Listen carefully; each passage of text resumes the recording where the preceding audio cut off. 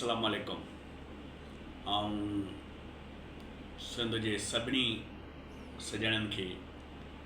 ऐं सिंध वासियुनि खे अपील थो करियां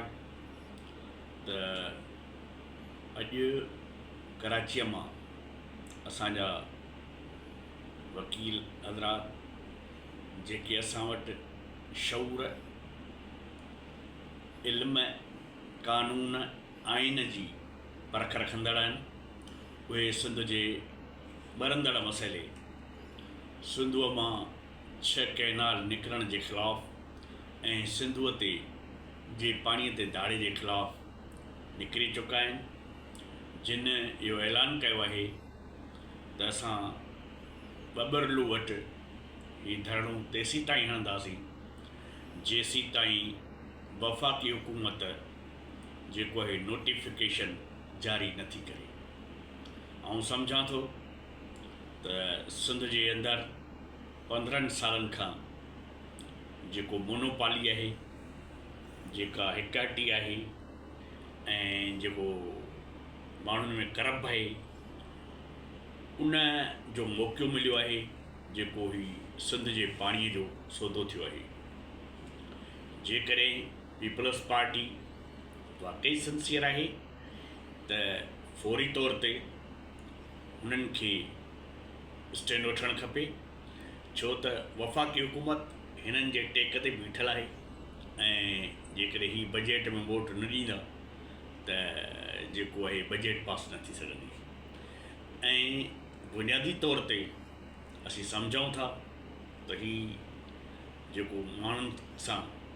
चूहे ॿिले वारो खेल पियो खेॾियो वञे।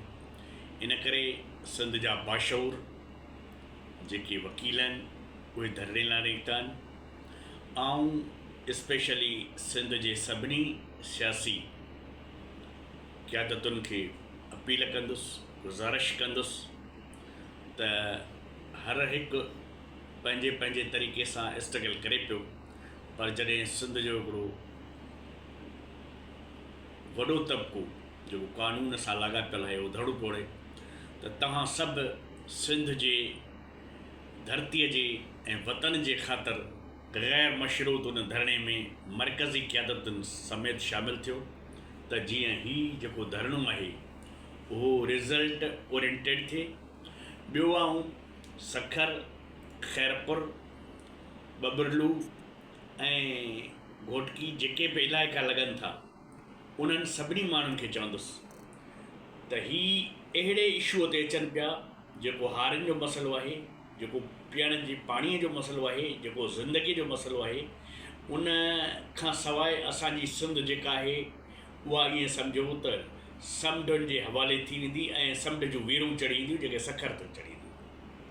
जंहिंसां धरतीअ जो विजोड़ ख़तमु थींदो। इन करे सखर जा ऐं सखर जे भरपासे वारनि शहरनि जा जेके महबूब माण्हू आहिनि, महबूबतनि माण्हू आहिनि, सिंध सां मोहबत कंदड़ माण्हू आहिनि, सिंधू दरिया सां मोहबत कंदड़ माण्हू आहिनि, उहे सभु हिन वकीलनि जे धरणे में अचनि, वकीलनि जी महिमान नवाज़ी कनि, हिननि जी सार संभाल लहनि, हिननि लाइ पंहिंजूं ओताकूं खोलीनि, हिननि लाइ जेको आहे मानी टिकी जो बंदोबस्तु कनि त जीअं हीअ जेका डिघी ऐं मुस्तक़िल जदोजहद आहे उहा पंहिंजा जेके नतीजा ॾेई सघे। उन करे सभिनी उन्हनि खे सॼणनि खे जेके सिंध दोस्तीअ जी दावा कनि था, जिन लाइ लतीफ़ चयो आहे त सॾु सुञाणी प्रिय जो वांगी जे न वरनि त कुॼाड़ो खे कनि कूड़ी दावा दोस्तीअ जी। उन करे दोस्तीअ जी ठली दावा न थिए पर दोस्तीअ जो दम हणिजे ऐं पंहिंजो किरदारु तारीख़ जे अंदरि जेको आहे उहो अदा कजे। उन करे सभिनी घणघोरनि खे, सिंध वासियुनि खे, सियासी, समाजी, दानिश्वरनि, अदीबनि, शाइरनि, अवाम खे, शागिर्दनि खे, हारियुनि खे, सभिनि खे अपील आहे त बबरलू जे धरणे खे कामयाबु कयो, सिंध जी जदोजहद खे कामयाबु कयो त जीअं असां हीअ जेका सिंध जे हवाले सां हिकिड़ी वॾी भयानक साज़िश आहे उनखे नाकाम करण में कामयाबु थी सघूं। मां बाकारे हलियो वेंदुसि, सॾु न ॾींदे त छा थींदो, मां ॿिन्ही जी हिकिड़ी आहे जे भाव न थींदे त छा थींदो।